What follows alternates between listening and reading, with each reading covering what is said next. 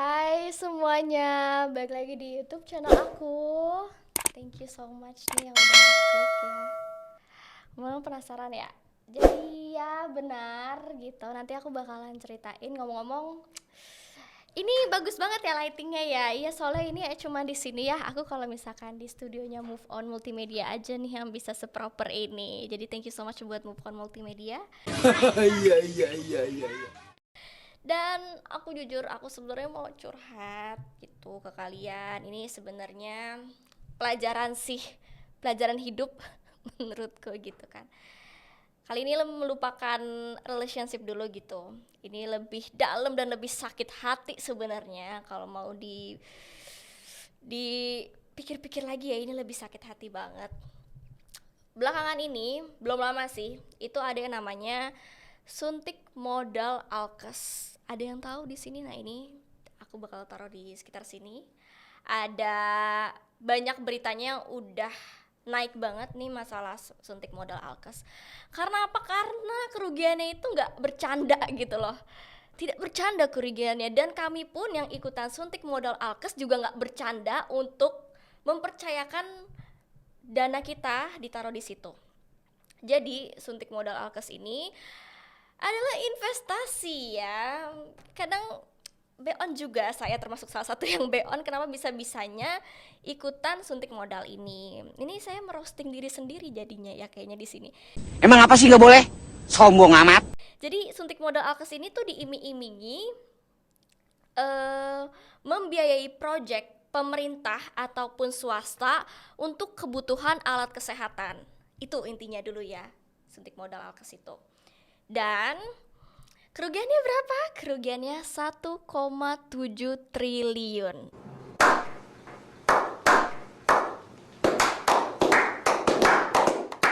Ya, 1,7 triliun. Dan saat kita bener-bener kayak menelaah, aku tahu ngomong-ngomong masalah eh, database dari orang-orang yang udah suntikin modal alias yang naruh dana di sana, itu per orangnya itu nggak main-main. Mereka kalau sekali naruh dana tuh bisa 500 juta, 400 juta, dan bahkan 16 M, 1 M, 2 M itu di situ. Jadi emang, dan sayangnya saya adalah salah satu dari korbannya. Kenapa bisa saya ikut jadi korban gitu ya? Jadi um, aku awal mula tahu Alkes ini dari temen lama aku, ibarat kayak temen lama aku yang sebenarnya cuman ketemu uh, sesekali doang zaman dulu gitu kan ya. Terus dia itu biasa nge-broadcast terus masalah, oh iya suntik modal ini cuannya segini loh, profitnya segini, dan setiap kegiatan yang dia lakukan itu dia share di IG story-nya, terus abis itu di WhatsApp story-nya itu dia share, dan emang itu meyakinkan aku banget sebagai salah satu korban untuk suntik modal di dia. Kayak cuannya beneran ya ternyata. Dan itu aku juga nggak sembarangan ngasih gitu, nggak sembarangan langsung percaya. Aku tuh memantau dulu. Makanya ini suntik modal ini tuh berjalan hampir dengan 2 tahun, karena ya itu, kita orang pasti mantau dulu. Yang korban-korbannya ini pasti mantau dulu kan.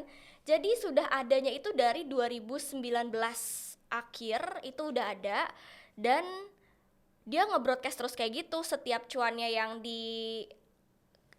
yang diinjak itu dia kasih tahu, terus profitnya juga dia kasih tahu, segala kegiatannya dia, misalkan lagi di bank lagi apa, karena kan ini mainan uangnya itu juga nggak kecil ya. Jadi kalau misalkan dia udah pakainya BCA prioritas, pokoknya sampai aku tahu sedetail itu, karena emang dia itu sangat terbuka oleh dirinya sendiri. Keluarganya kita tahu, terus rumahnya kita tahu, bahkan dia pernah nge-share alamat rumahnya di WhatsApp story gitu kan. Jadi kayak menambah trust aku ke dia. Terus abis itu nggak lama si orang yang menawarkan ini tuh beli rumah, sampai akhirnya beli rumah kan. Udah tuh. Dan aku, dia itu ternyata juga ada orang yang open reseller gitu. Aku tuh sebenarnya nggak tahu ya, ini kayak bukan MLM sih. Ini kan sebenarnya eh, suntik modal ini bukan nggak ada produknya gitu kan. Kita cuma mendanai aja. Dan si Alkesnya ini tuh dia bilang dia open reseller dan nanti dapat cuannya ya, bahasanya cuan ya, profit tuh dia bahasanya cuannya itu lebih tinggi, bisa 15%, padahal kita cuma ngedepin dana 1 bulan. Baca. Kayak gitu, emang terkesan kayak aduh aku nih kalau misalkan sama Mbak Prita Gozi gitu ya, mungkin aku udah diketawain kali ya, bisa-bisanya percaya ada orang yang menampung alias titip dana dan menghasilkan 15% profit dalam waktu 1 bulan aja. Emang kadang-kadang lucu sih bisa percaya kayak gitu, dan ya salah satu makanya banyak yang keciduk, banyak banget korbannya. Kalau misalkan kenapa aku tertarik banget sama suntik modal Alkes ini, karena yaitu aku tahu orangnya amanah, terus abis itu tahu mukanya, rumahnya aku tahu, emaknya, adanya tahu dari segi gambar aja sih, maksudnya kayak dia nge-share kehidupan pribadi gitu ya. Jadi kalau misalkan ditanya apakah tidak menganalisa dulu dan apa-apa, jujur, aku pun udah apa ya, udah paham kalau ini bakal zong. Karena tidak diawasi OJK dan juga transfernya ke perorangan alias transfernya ke rekening orang, bukan rekening PT. Terus abis itu tidak ada hitam di atas putih, ya ampun itu benar-benar ya, kalian silakan ketawa gitu kan. Emang kalau bisa dibilang ya ini takut kena dolar kuning kalau ngomong ini ya, intinya tuh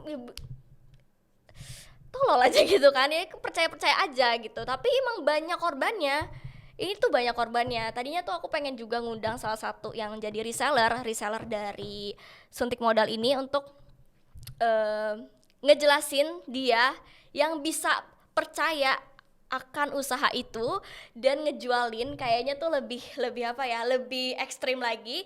Kalau aku jujur, aku cuman untuk modal sendiri gitu kan, untuk aku mainkan uangnya sendiri, aku tidak pernah menawarkan orang lain karena aku tahu ini resikonya gede banget.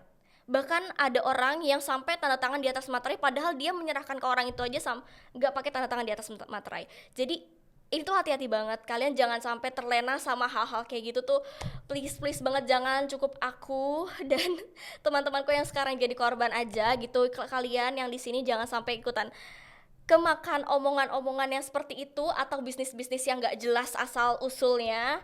Jadi harus banget hati-hati, percayakan saja sesuatu yang udah diawasi oleh OJK ya. Kita ini udah punya lembaga sebenarnya yang bisa melindungi kekayaan kita, tapi kenapa kita percaya sama yang hal-hal kayak gitu? Jadi ternyata setelah ditelaah ini adalah sistem Ponzi. Asli deh, kesel banget gak sih, kayak astaga. Dan ya jujur, aku naruh pertama uang itu cuma dikit banget, asli dikit, balik uangnya. Berkali-kali aku naruh dikit balik uangnya. Gimana kalian tak tergoda kalau misalkan kalian naruh uang dan bisa kembali dananya lebih sesuai, jatuh temponya sesuai dan apa-apanya sesuai, pasti kalian terlena untuk naruh lebih tinggi lagi. Dan pas udah meninggi, mungkin pas udah waktunya untuk cair, dia tidak bisa nutup, inilah baru bangkrut lah si penipuan ini kayak gitu. Nah, ngebawa uangnya 1,7 triliun di antara semuanya ini. Jadi ini juga satu orang kepala punya 4 kepala, dan 4 kepala ini punya kepala lagi. Reseller namanya. Nggak tahu resellernya lagi ini berapa kepala. Kayak gitu. Dan kalau misalkan invest Alkes bodong, yang pertama itu aku cuman di angka kayak misalkan satu slot tuh biasanya dia 400.000, 800.000 lah, coba-coba doang gitu kan. 400.000, 800.000 ibaratnya kalau misalkan hilang ya udah amal gitu kan. Tapi kalau sampai 50 juta yang hilang, kerja berapa lama gue di YouTube gitu. Kalau sama Deddy Corbuzier mah cepet gitu kan. Aduh, ini tuh salah satu aja gitu kan ya. Itu aku sebenarnya nggak kadang berusaha kayak legowo tapi nggak bisa legowo gitu loh, tolong gitu. Tapi banyak banget sampai teman aku sendiri megang uang orang 1,8 M, 1,8 miliar, dan dia udah stres kayak gimana tahu sekarang. Terus abis itu yang ini juga nih, yang ngasih tahu aku tahu kepalanya ini gitu kan, itu megang uang ratusan M dan itu balikinnya nggak tahu kemana, karena ada beberapa orang yang lagi nggak kena zong. Kalau aku lagi kena zong nih, pas aku lagi invest gede gitu kan, kena zong lah. Tapi kalau misalkan yang lain-lain, ada yang dia itu ya udah cuman kayak sesekali ngikut, dia duitnya balik ya udah dia nggak ikutan lagi. Pintar, lagi dapet untungnya gitu kan. Nah kita lagi dapet zongnya, jadi pas lagi ya modalnya kita lagi taruh lebih gede, malahan bangkrut kayak gitu. Nah kalau investor besar yang masuk ke Alkes, aku nggak tahu sih, cuman ada yang sampai 16M berani solo sendiri.